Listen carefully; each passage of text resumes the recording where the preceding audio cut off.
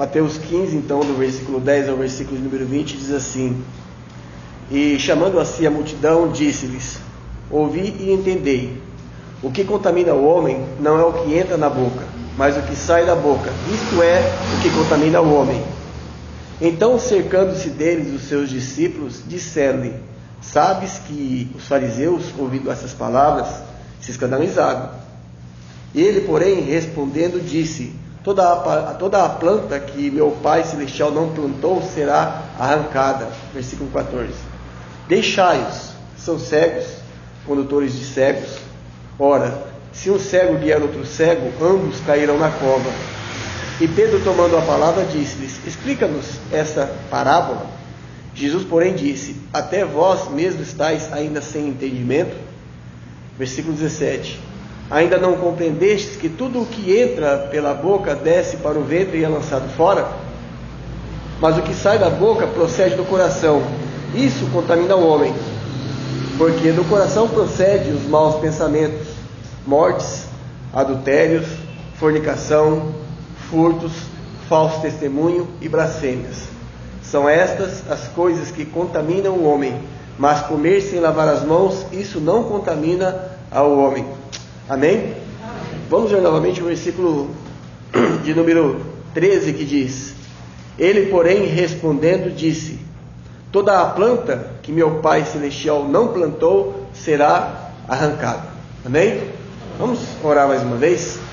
Senhor Santo Deus, Pai de amor, nós te louvamos e te agradecemos por este dia de vida.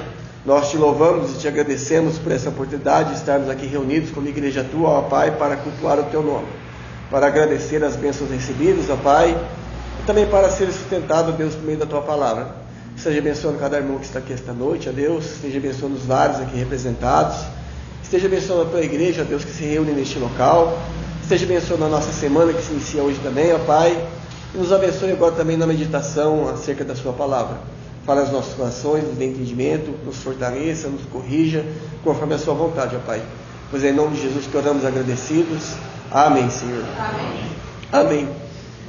Essa porção que nós vemos aqui da palavra de Deus, eu acho ela bem interessante, porque essa é uma daquelas vezes em que Jesus, ele fala a verdade para as pessoas, e aqui principalmente para os judeus e os fariseus, e essa verdade que ele fala aqui é uma verdade um tanto quanto dura, porque para aquelas pessoas que conhecem e entendem o que era ser um fariseu e um judeu, e o valor que a cerimônia tinha para este povo, não é?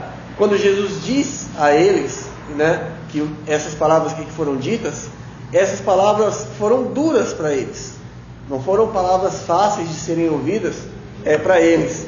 Para o judeu, estas palavras de Jesus talvez foram as palavras mais duras que Deus poderia dirigir a eles, porque essas palavras do Senhor dirigidas a eles feriu eles na sua religião, na vida que eles tinham, não é? Para o judeu, essas palavras talvez foram as palavras mais surpreendentes que Jesus poderia dizer a eles, que Jesus talvez poderia pronunciar então a essas pessoas, a este homem. Essas palavras de Jesus, por extensão, ela acabou alcançando e acabou tratando sobre alguns aspectos da lei, não é? Que eles conheciam, sobre alguns mantimentos que eles tinham, algumas receitas, né?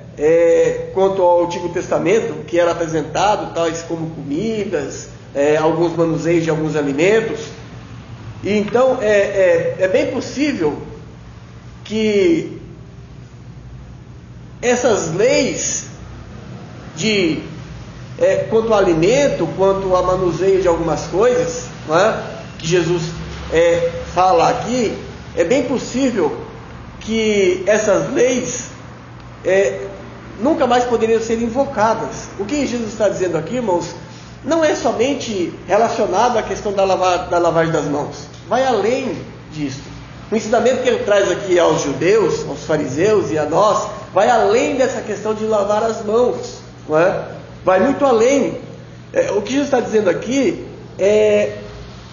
não é só invocar e questionar a religião que existia naquela época. quanto à prática religiosa daquela época, não é? De um modo, a gente pode dizer que definitivo, Jesus estabelece que o que realmente importa para o Senhor nosso Deus não é a observância de alguns rituais externos. O que importa para o nosso Deus é a situação do coração, não é?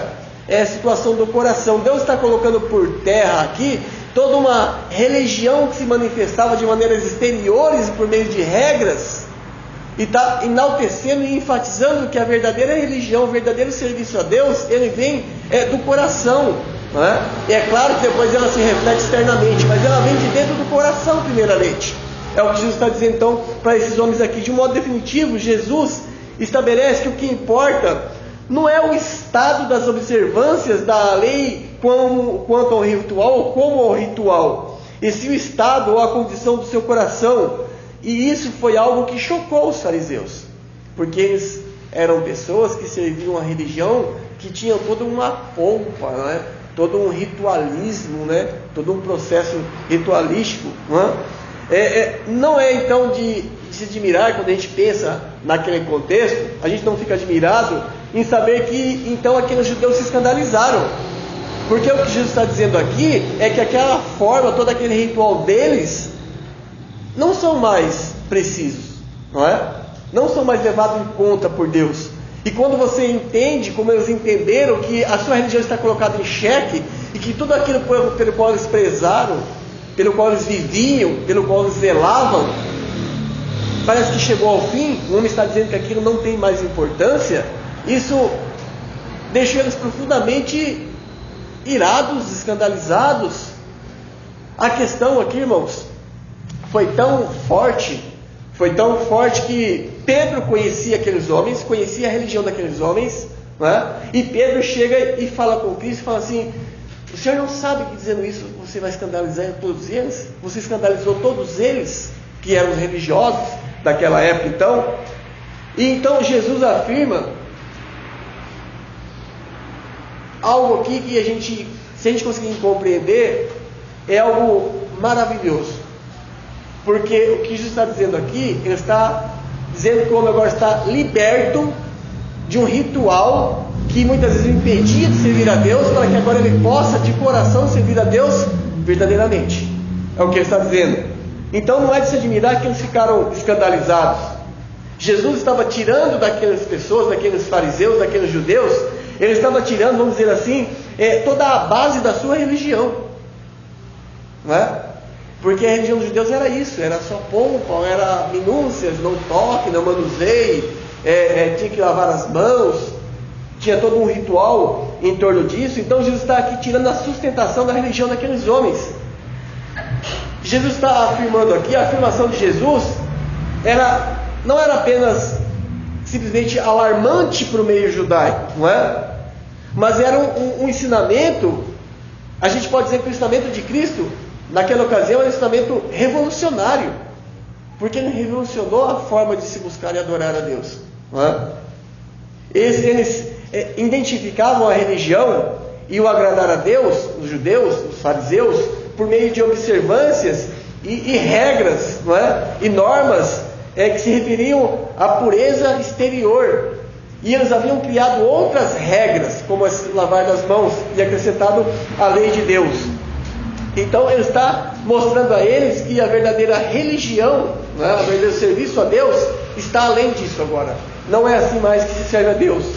A forma que eles, no quanto a lavar as coisas, as vasilhas, ou lavar as mãos, Jesus mostra que o serviço a Deus está ligado ao estado do coração do homem. E ele dizia, de uma maneira aberta para esses fariseus, que as regras que os escribas, os fariseus haviam criado, não tinham nada a ver com a adoração e o serviço a Deus. Não tinham nada a ver absolutamente com o serviço a Deus. Não podiam levar as pessoas a Deus. E que se o povo seguisse a religião dos fariseus e fosse guiado pelos fariseus, ele diz que ambos iriam cair no buraco, espiritualmente falando, né? O que ele está dizendo aqui. Então Jesus aqui mostrou, nesses versículos, ensinou, primeiro, que se a religião e o serviço e a vida de serviço a Deus, ela se constitui apenas em regras e observâncias externas, seria muito fácil servir a Deus. Porque é muito fácil você deixar de fazer certas coisas, é muito fácil você deixar de manusear certas coisas, é muito fácil você deixar de comer certos alimentos, não é? É muito fácil você lavar as mãos de uma maneira determinada. Tudo isso é muito mais fácil do que você amar o seu próximo. Tudo isso é muito mais fácil do que você perdoar ao seu próximo. Tudo isso é muito mais fácil do que você ser amável e perdoável. Tudo isso é muito mais fácil do que você ajudar aos necessitados. Guardar algumas regras é muito mais fácil do que você realmente viver para o Senhor, do que você realmente viver o cristianismo. Ajudar os necessitados à custa do seu tempo, à custa do seu dinheiro, do seu conforto, do seu prazer, acima de você mesmo. Isso é muito mais fácil do que você servir a Deus por meio de algumas regras. Isso é muito mais difícil, digo, do que você servir a Deus por meio de algumas regras. Infelizmente, esse pensamento predomina nos nossos dias. As pessoas hoje guardam algumas regras de uma maneira até muito severa e acham que isso é um bom serviço a Deus e que isso os coloca perto do Senhor, numa adoração verdadeira e uma comunhão verdadeira com o Senhor, enquanto que o seu coração está muito longe do Senhor. E as pessoas muitas vezes têm caído neste engano, não é? E infelizmente parece que ainda hoje não aprendemos a lição de que um verdadeiro serviço a Deus, de que a verdadeira religião, vamos dizer entre aspas, prestada ao Senhor, vem por meio de um dedicar-se totalmente e de um adorar de coração, que nasce lá no íntimo, no homem novo, na nova natureza, na nova criatura, para que o seu exterior seja então transformado. Jesus ensina que a parte do homem que importa, onde tudo deve começar, é no coração, né? Na fonte da razão e dos sentimentos do homem. Deve começar no coração. Mateus, no capítulo 5, lá no Sermão do Monte, onde Deus está falando ali, onde o Senhor está falando, Mateus 5,8, ele diz lá que bem-aventurados limpos de coração, não é? Os limpos de coração, porque eles verão a Deus. O que importa a Deus não é tanto como nós agimos, mas sim o porquê nós agimos, não é?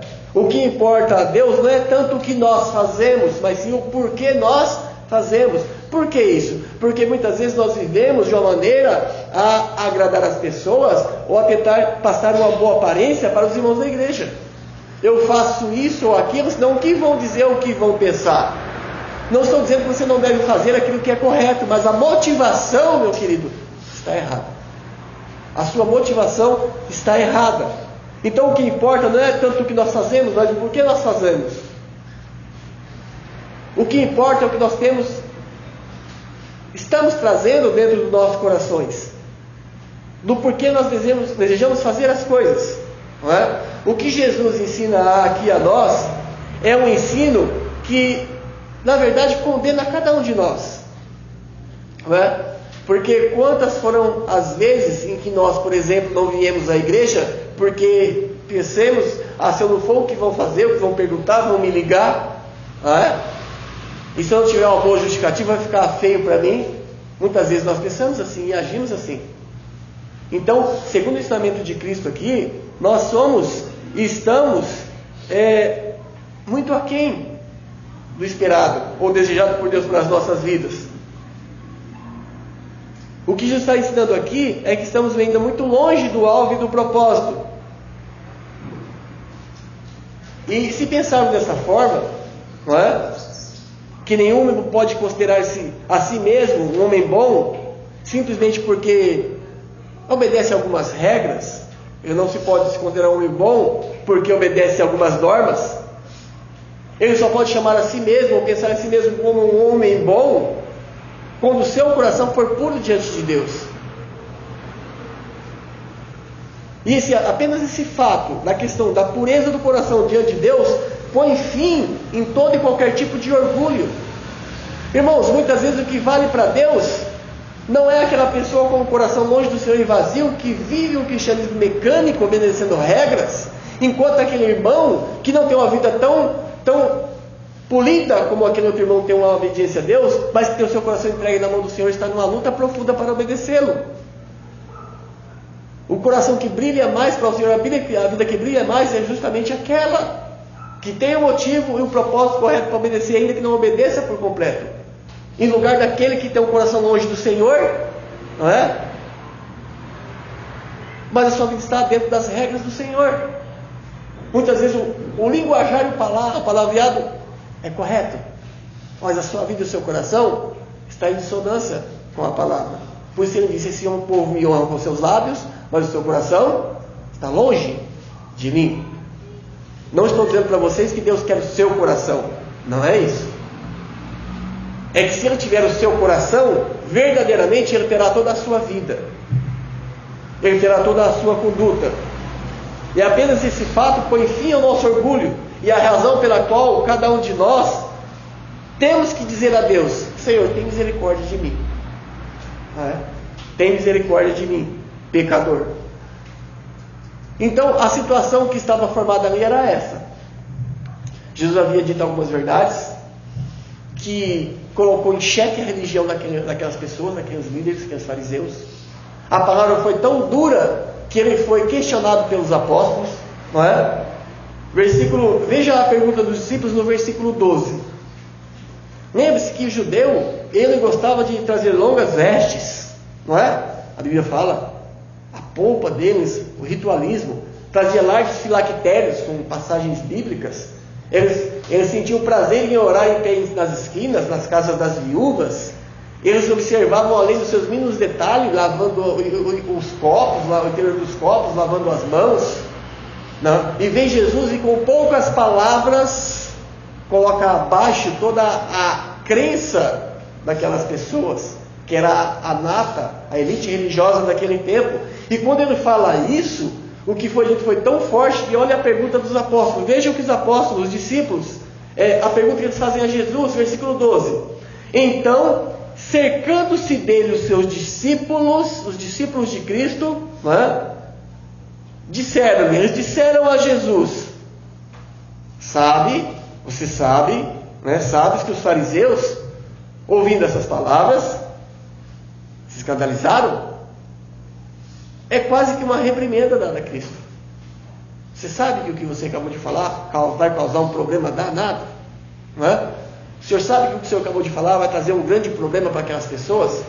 O senhor sabe que essas palavras ditas irão escandalizar essas pessoas religiosas, não é?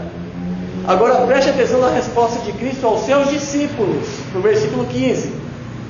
Ele, Jesus, porém, ou seja, a respeito daquilo que os discípulos haviam dito a ele, Jesus, porém, respondendo, disse aos discípulos que fizeram essa pergunta descabida a ele.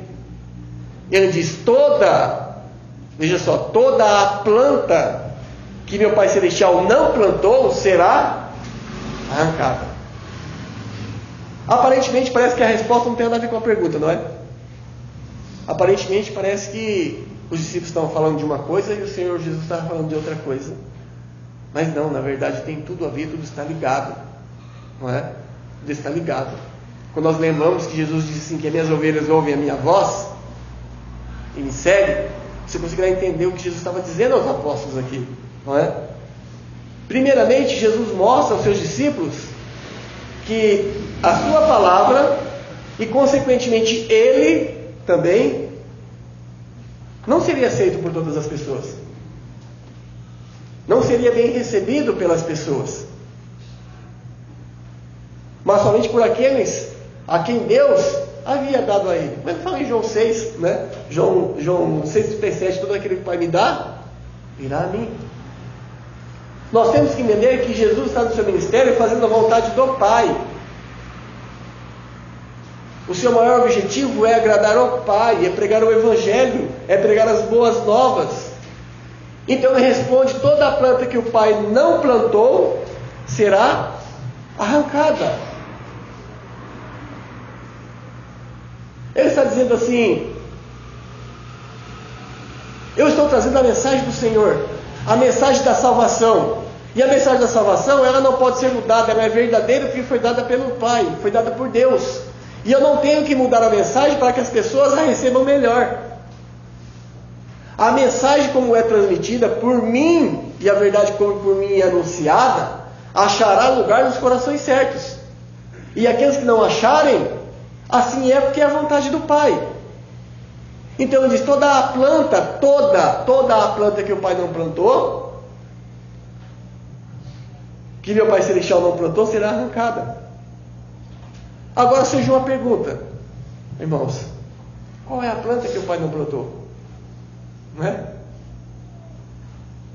Qual é a planta que o Pai não plantou?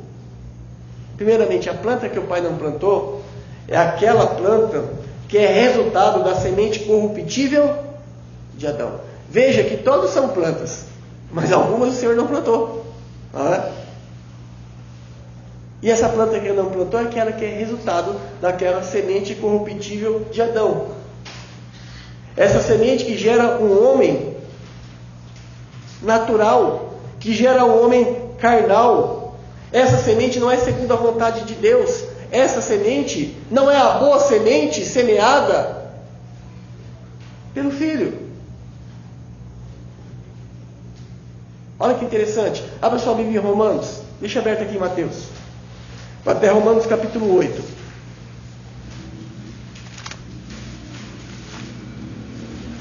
A planta que o Pai não plantou é essa que é gerada da semente corruptível de Adão. Romanos capítulo 8, versículo 7 diz assim, amém? Porquanto a inclinação da carne, qual carne? Aquela que é gerada segundo a semente de Adão. Aquela planta que o Pai não plantou. Porquanto a inclinação da carne é inimizade contra Deus. Pois essa semente gerada, essa planta gerada da semente de Adão, pois não é sujeita à lei de Deus, e nem em verdade pode ser. Então a resposta de Cristo aos seus discípulos faz todo o sentido, quando você entende o que ele está querendo dizer. Esta é uma semente de inimizade, não é? Contra o Senhor. E todos aqueles que são nascidos desta semente, João diz que eles não podem ver o reino de Deus. João 3,3. Aquele que não nascer de novo, de uma semente santa, de uma semente boa, não é? Esses que não foram gerados dessa semente, mas da semente de Adão, essas pessoas não podem ver o reino de Deus. João 3,3, vamos ler João 3,3. Volte até João capítulo 3.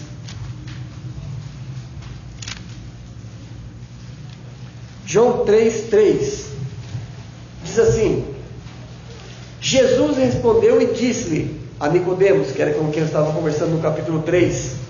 E João 3,16 é a conclusão de uma conversa com Nicodemos, não se esqueça disso. Jesus respondeu e disse: na verdade te digo, Nicodemos, que aquele que não nascer de novo de uma semente incorruptível, pela palavra que é incorruptível, ou seja, aquele que não for gerado, não brotou aquela árvore, aquela planta que não veio por meio dessa nova semente, ele está dizendo: aquele que não nascer de novo de uma nova semente não pode ver o reino de Deus. Se nós formos olhar, irmãos, essa é uma figura que já foi usada outras vezes pelo Senhor e por Deus. Ele tem comparado as pessoas a plantas, ele tem comparado os homens a árvores, não é? Através da Bíblia, os homens são comparados com plantas, com árvores. Isaías capítulo 61. Irmãos, Isaías capítulo 61. Página 807. Amém? Diz assim: a ordenar acerca dos tristes de Sião, que se lhes dê a estes tristes glória e vez de cinza. Os irmãos acharam, amém? Óleo de gozo em vez de tristeza, a estes tristes de Sião. Vestes de louvor em vez de espírito angustiados, a estes tristes de Sião. A fim de que se chamem árvore de justiça, plantações do Senhor, para que Ele, o Senhor, seja glorificado. Ou seja, plantas que o Pai plantou. Vá até Salmo capítulo 1, volte um pouquinho só atrás, irmãos. Salmo capítulo 1, versículo 3. Olha com o que é comparado aqui esse homem bem-aventurado do Salmo capítulo 1. O verso número 3 diz assim: amém?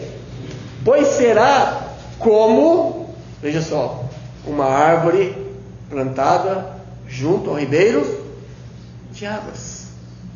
Esta planta plantada pelo Pai dará seu fruto ao seu tempo, as suas folhas não cairão, e tudo quanto fizer prosperará. A Sagrada Escritura, a palavra de Deus, o Evangelho, ela é esta semente que dá origem a esta árvore que Jesus está falando aqui. É ela que é esta semente. Esta é, pois, a parábola do semeador. Um homem saiu a semear. Lembra-se? Jesus disse que a semente semeada é a palavra de Deus. E quando essa semente cai em bom solo, ela brota, ela cresce e ela dá frutos. Esta é a planta que o Pai plantou. As plantas que o Pai plantou têm origem na semente incorruptível da palavra de Deus. A mesma palavra que está sendo rejeitada ali pelos fariseus.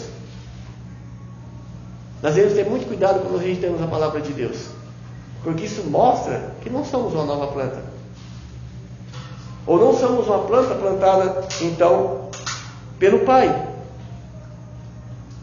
A planta plantada pelo Pai é gerada pela semente corruptível da palavra de Deus. 1 Pedro capítulo 1, versículo 23 diz isso. 1 Pedro 1, 23.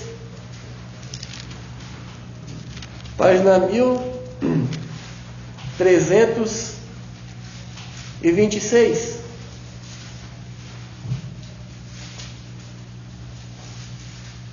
Amém? Diz assim, 1 Pedro 1, 23. Sendo de novo gerados.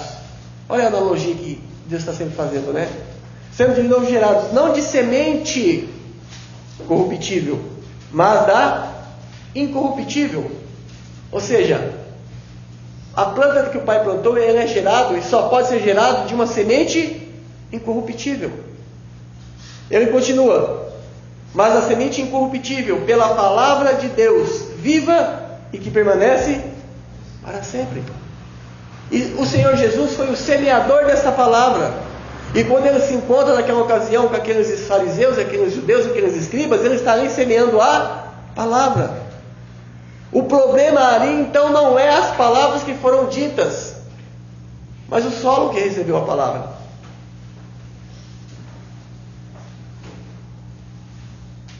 Cristo é o semeador, e todos aqueles que anunciam as boas novas do Evangelho semeiam esta boa palavra. Aqueles que ouvem, como diz a palavra semeador, aqueles que ouvem, aqueles que recebem e aqueles que entendem, eles se tornarão e serão uma planta plantada pelo Pai. Todo aquele que for nascido da vontade de Deus é uma planta plantada pelo Pai. Perceba, irmãos, eu acho isso maravilhoso, porque não tem como a gente não falar de eleição, né? A planta não se planta sozinha, não é? A semente ela tem que ser jogada, ela é semeada. E João 1,12 fala isso: a todos quantos receberam, aos que creram, deu-os o poder de serem feitos uma nova planta, uma nova árvore, serem feitos filhos de Deus. Irmãos, é preciso que nós anunciemos, é preciso que se anuncie hoje a palavra de Deus, não é? Para o homem. É preciso anunciar o Evangelho para o homem, para que ele nasça desse Evangelho, para que o homem possa produzir frutos de lábios que confessam e professam a Cristo, após serem gerados por esta palavra. Sabemos que aqueles que não creem em Cristo são as plantas que o Pai não plantou. São as plantas que não são plantadas pelo Pai. E aqueles que creem em Cristo são árvores de justiça, plantas pertencentes ao Pai.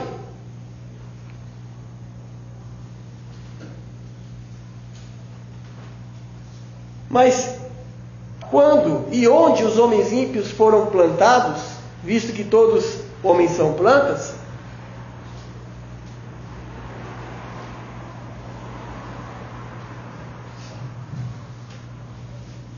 os judeus, que era com quem Cristo estava falando, voltando a Mateus capítulo 15, o versículo de número 1, diz assim: então chegaram ao pé de Jesus uns escribas e fariseus de Jerusalém.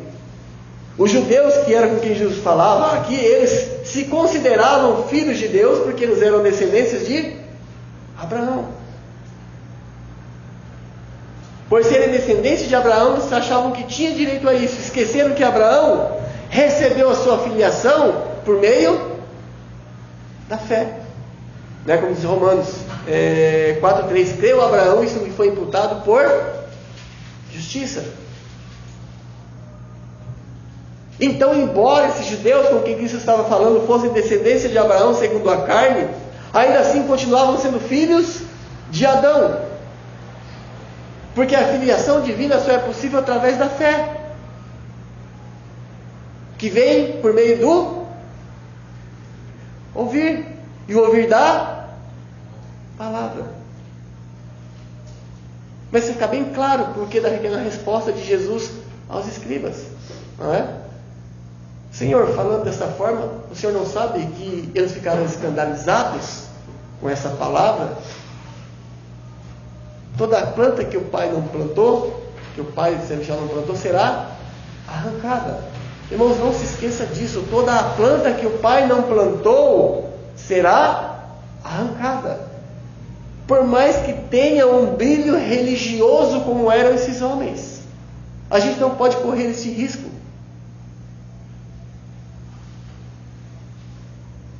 Como nós dizemos, a humanidade é uma planta proveniente de uma semente corruptível, que não permanecerá para sempre, pois é a semente de Adão. Todos os homens que vêm ao mundo são plantas que o Pai não plantou. Para que eles possam passar a ser plantas que o Pai plantou, deve acontecer uma regeneração, por meio do semear da semente, que é a palavra de Deus. Veja que tudo está condicionado à semente, que é a palavra. E não se pode mudar a palavra. Se você mudar a palavra, você muda o tipo de planta que vai ser gerada. E mesmo a palavra verdadeira sendo pregada, ainda assim ocorre, e sempre ocorrerá, a possibilidade de nem todos serem trigo, mas há a possibilidade de haver no meio o joio. Todos os homens que vêm ao mundo são plantas que o Pai não plantou. E é por isso que a Bíblia diz que todos pecaram. Romanos 3,23: e destituídos estão da glória de Deus, para nascerem da vontade da carne, da vontade do varão e do sangue. Os homens vêm ao mundo debaixo de uma condenação, digo, por nascer da vontade do sangue e da carne, os homens vêm ao mundo debaixo de uma condenação. Somente após nascerem de novo, segundo a vontade de Deus, por meio da operação do Espírito Santo e da semente incorruptível e da água, que também é a palavra, o homem torna-se planta ou plantação do Senhor. Isaías 61.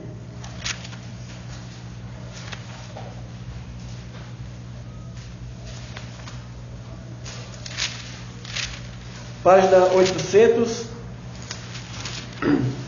e 6 na minha Bíblia. Isaías 61, o versículo de número 21. Amém? Diz assim: e todos os do teu povo... Perdão, 60, 21. Perdão, irmãos. Foi 61, né?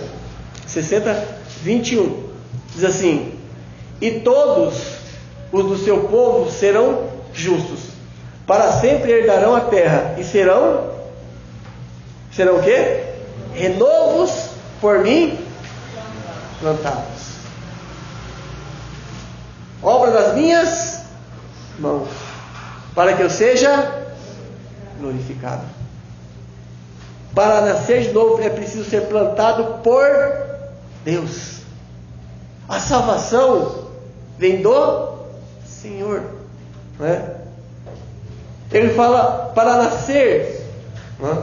Para nascer não é preciso ser plantado por Deus. Ele diz: um renovo por mim plantado.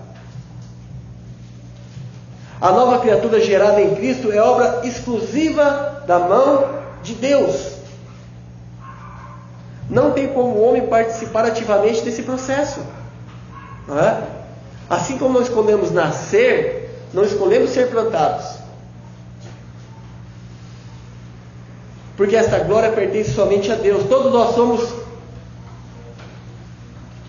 plantas plantadas pelo Pai. Se você é um crente, você é convertido, se você realmente é um salvo, você é planta plantada pelo Pai.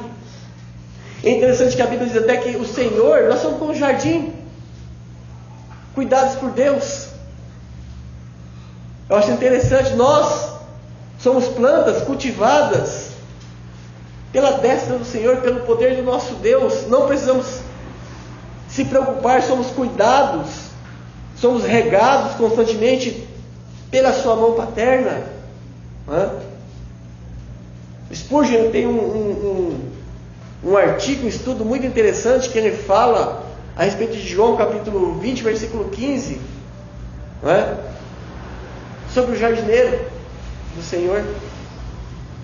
João 20, 15 diz assim: disse Jesus, depois que ele havia morrido, foram até o túmulo, e ali estava ela. Disse o Senhor, disse Jesus: mulher, por que choras? Que buscais? E ela, cuidando que era o hortelão, ou seja, o jardineiro, disse: Senhor, se tu o levaste, ela está falando do corpo de Cristo, né? Diz-me onde puseste, e eu o lavarei. Essa posição de Maria, que era Maria Madalena, aqui neste lugar, quando ela fala isso, irmãos, nos traz esperança, porque ainda, ou mesmo com toda aquela situação que estava acontecendo ali, Jesus estava ali presente cuidando dela. O Senhor tem nos plantado, e Ele, como um bom, não é, jardineiro, tem cuidado da planta que Ele plantou. Ele tem cuidado de nós. Isso deveria nos trazer esperança, certezas, alegrias, não é?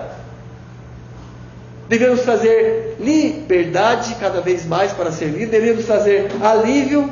Isso deveria nos encher de esperança, porque afinal de contas, meus queridos, somos plantas do jardim do Senhor, por Ele regado, por Ele cuidado. Mas é preciso que sejamos planta que o Pai plantou. Você é uma planta plantada pelo Senhor, cultivado e cuidado por Ele, ou você é zambujeiro, é espinheiro? Você é realmente trigo, ou você é joio? Somos plantas do jardim de Deus. Quando pensamos nisso, irmãos, isso ultrapassa qualquer coisa que a gente possa imaginar. Quando sabemos que somos cuidados pelo Senhor, somos cuidados para que demos. Lembra-se da parábola da videira, né? Que a videira tem que estar ligada no tronco, e ele fala que aquela está caído, ele levanta e cuida dela. Esse cuidado, é claro, que é com dor, para que ela dê frutos. Lembra-se? João capítulo 15. É consolador sabermos que somos plantas do Senhor, cuidados por Ele. Cuidados não só agora, mas até na vinda vindoura. E a Bíblia diz que a planta que o pai não plantou será arrancada. Salmo capítulo 1, vamos voltar até Salmo capítulo 1.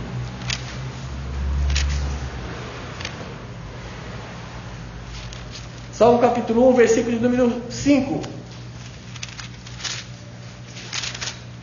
Diz assim: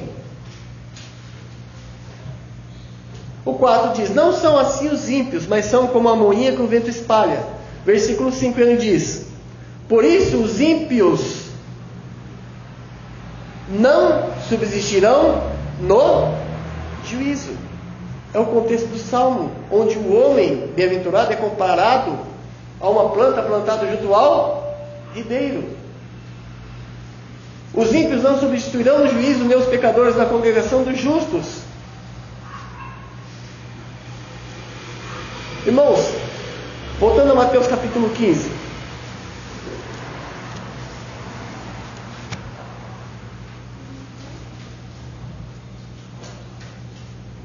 Versículo 12. Então, cercando-se dele os seus discípulos, disseram-lhe: sabes, você tem consciência? Você sabe que os fariseus, ouvindo essas palavras, se escandalizaram? 13. Ele, porém, respondendo, disse: toda árvore que o meu Pai Celestial não plantou será arrancada. 14. Deixa-os, são cegos, condutores de cegos. Irmãos, quantas são as plantas ou as árvores que o Pai não plantou, que são dirigidas por pessoas nessa situação, cegos, condutores de cegos. Se um cego guiar outro cego, ambos cairão na cova.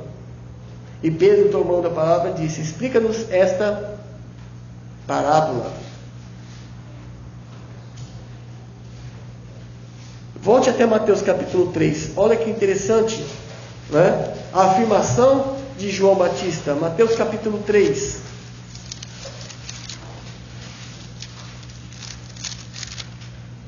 Versículo de número 10.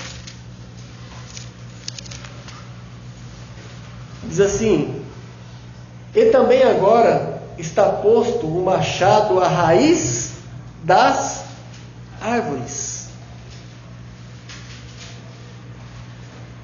Toda árvore, pois, que não produz bom fruto, é cortada e lançada no fogo. Que tipo de planta você é? Que tipo de planta nós somos? Você é uma planta plantada pelo Pai? Se não é, ele diz que toda aquela que não é será cortada e será lançado fora. Somente as árvores que produzem bons frutos são aquelas que foram plantadas pelo Pai.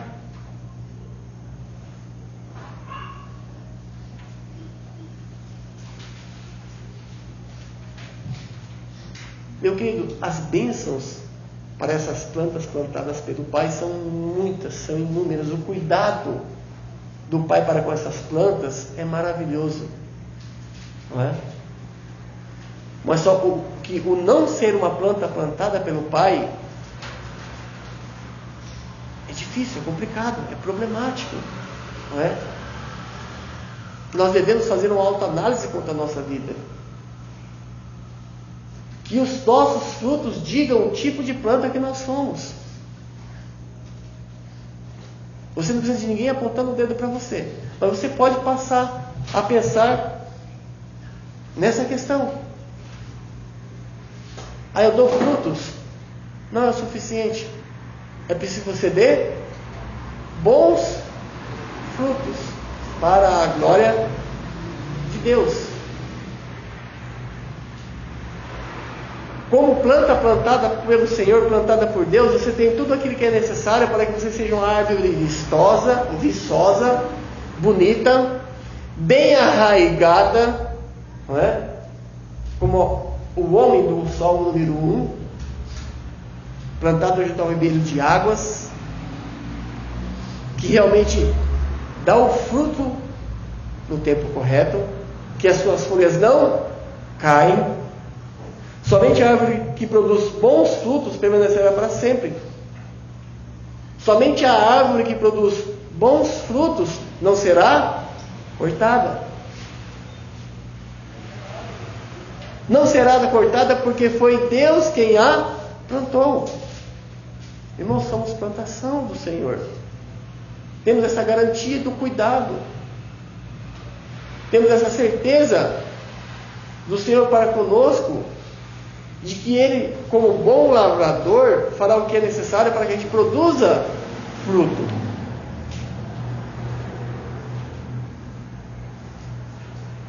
Serão sempre, ou para sempre, obras da mão do nosso Deus. Serão renovos, plantas, plantadas por Deus.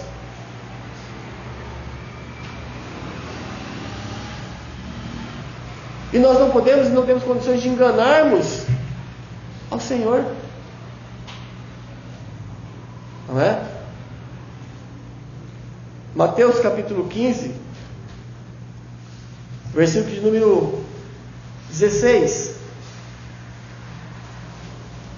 Jesus, depois que Pedro pediu a explicação, diz assim: Jesus, porém, disse: até vós mesmos estáis ainda sem entender?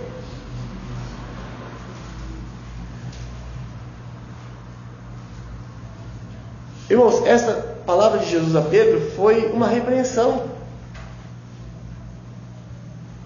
Foi uma repreensão. Porque ele deveria ser capaz de identificar aquilo que o Senhor estava falando, o que ele estava dizendo. Foi uma repreensão do Senhor a Pedro, por não identificar a verdade, por não identificar o trabalhar de Deus, nem a obra do Senhor. Nós precisamos saber identificar essas coisas. 17.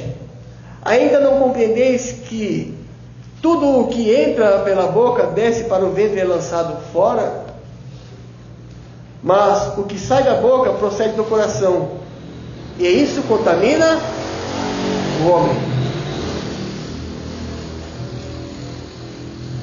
A planta plantada pelo Pai, ela não é enganosa, porque ela dá fruto conforme a árvore, não é? E ela dá bons frutos para a glória do Senhor. Essa verdade que devemos produzir frutos conforme a nossa natureza é a verdade ensinada por Tiago. Não pode uma árvore, de uma mesma fonte jogar água doce e água amarga, nem pé de azeitona produzir uva, nem pé de uva produzir azeitona. A planta plantada pelo Pai produzirá frutos de justiça. Serão um ornamento no jardim do Senhor. Seremos como enfeite no jardim plantado e cuidado e regado pelo Senhor.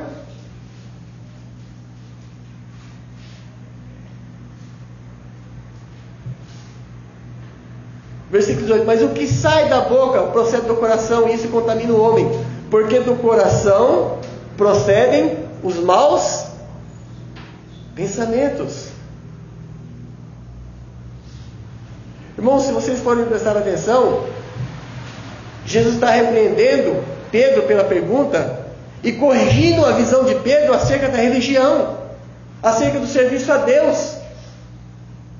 Porque ele está dizendo para Pedro que aquele tipo de serviço prestado pelos fariseus não é aceito, porque o coração daquele povo estava longe do Senhor. Não era uma planta plantada pelo Senhor, por isso não tinham bons frutos. Versículo 19. Porque do coração procedem maus pensamentos, mortes, adultérios, fornicação, furtos, falso testemunho e blasfêmias. Uma árvore plantada pelo Senhor não traz esse tipo de coisa no seu coração.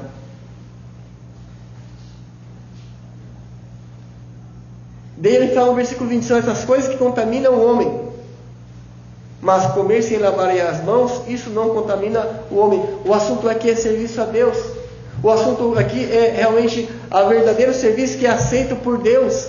O assunto aqui é Deus ensinando e levando os homens a acordarem para aquilo que não glorificava e não honrava a Deus, que era uma religião de homens. O assunto aqui é mostrando para eles que realmente todos precisam ter um trabalhar de Deus nas suas vidas para que se tornem plantas plantadas pelo Senhor no renovo.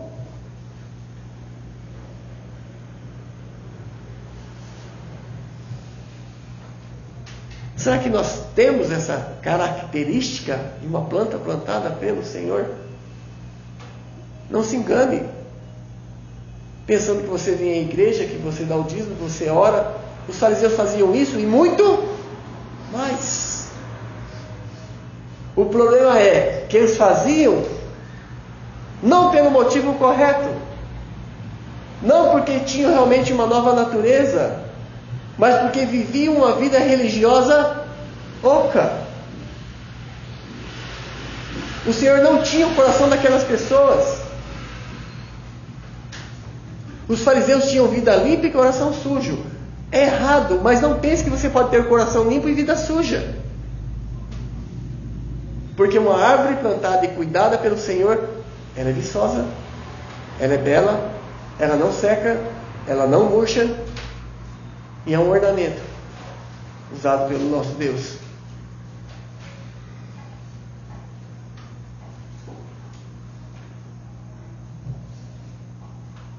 Será que somos um jardim de Deus? Será que esta igreja é um jardim do Senhor, com plantas plantadas pelo Pai? Será que temos dado fruto na estação correta? Será que nossas folhas não têm caído? Será que corremos o risco de um dia sermos cortados, amachadados e arrancados e lançados fora? Nós estamos falando de salvação, não de religião. Se religião salvasse, esses fariseus seriam salvos.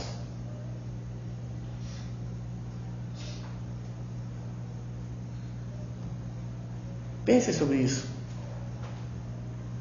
Sou uma planta plantada pelo Pai. Eu suporto ouvir a palavra. Último lugar, irmãos. Versículo 13. Ele, porém, respondendo, disse: toda a planta que o Pai Celestial não plantou será arrancada. Quando questionaram Jesus acerca do que ele falou aos fariseus, quando questionado, ele deu uma resposta firme e direta. Ele veio para fazer a vontade do Pai. Ele veio para proclamar o Evangelho. Ele veio para pregar a salvação. Ele veio para difundir a verdade. Assim, a verdade deve ser pregada, independente de como ela seja recebida. Somente a verdade poderá dar início a uma planta como esta.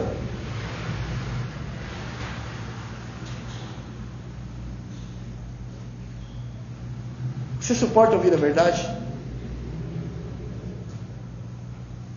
Ou você se escandaliza com alguma coisa que o Senhor nos ensina? Um ponto A.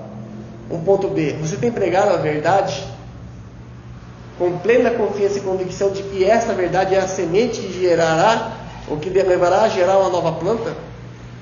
Ou você tem receio de entregar a verdade como ela está na Bíblia para as pessoas?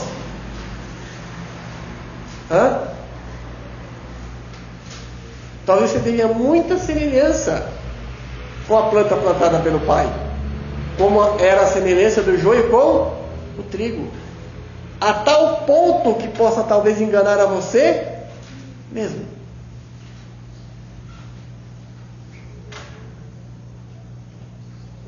Eu queria encerrar deixando uma pergunta para os irmãos. Que os irmãos perguntem a si mesmos: sou uma planta que o Pai plantou? Sou uma planta plantada pelo Pai? Não é? Ou simplesmente sou um joio no meio do trigo? Que tipo de árvore é você? Que tipo de fruto tem produzido? Você é uma árvore viçosa no jardim de Deus, que é usada como adorno, que é usada como exemplo de misericórdia e de graça?